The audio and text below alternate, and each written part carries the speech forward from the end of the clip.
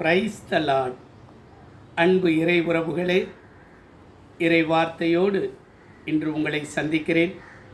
கடந்த மாதம் முழுவதும் நம்மை கண்ணின் மணி போல பாதுகாத்த நம்முடைய ஆண்டவர் இயேசுவுக்கு நன்றி செலுத்துவோம். இறை வார்த்தையாக 1 குறிப்பீடு 17வது அதிகாரம் 10வது இறை முத்துக்கள். உங்களுக்காக நான் இதை வாசிக்கிறேன். என் மக்களாகிய இஸ்ரேலர் மேல் நீதி தலைவர்களை நான் ஏற்படுத்திய நாட்களில் இருந்தது போல சிறுமை உறவார்.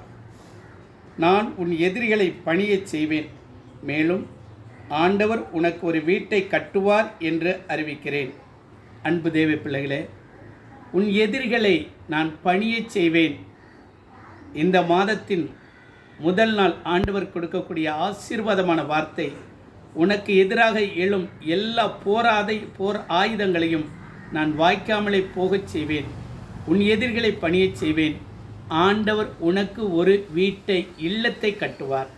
அன்பு தேவ பிள்ளைகளே, இதோ எனக்கு வீடு இல்லையே, வாடகை வீட்டிலே குடியிருந்து கொண்டிருக்கிறேனே என்று கலங்கி கொண்டிருக்கக்கூடிய அன்பு இறை உறவுகளே, ஆண்டவர் உங்களுக்கு நிச்சயம் ஒரு வீட்டை கட்டி தருவார். அது நடக்கும், விசுவாசியுங்கள். அது மட்டுமல்ல, உங்களுக்கு எதிராக யாரும் இனி எழும்ப போவதில்லை. ஏனென்றால் ஆண்டவர் உங்களோடு கூட இருக்கிறார். உங்களை அரவணைத்து பாதுகாத்து கொள்வார். உங்களோடு அவர் இருக்கும் பொழுது ஒருவரும் உங்களுக்கு தீங்கி இழைக்க முடியாது. அன்பு தேவ பிள்ளைகளே, ஒரு நிமிஷம் கண்களை மூடி ஜெபிக்கலாமா? ஸ்துதிக்கிறோம், சோதரிக்கிறோம். அப்பா பிதாவே, இந்த நாளை கொடுத்ததற்காக நன்றி. உம்முடைய ஆசீர்வாதமான வார்த்தைகளுக்காக நன்றி அப்பா. இந்த வார்த்தைகளை நான் உள்ளத்திலே விசுவாசிக்கிறேன் அப்பா.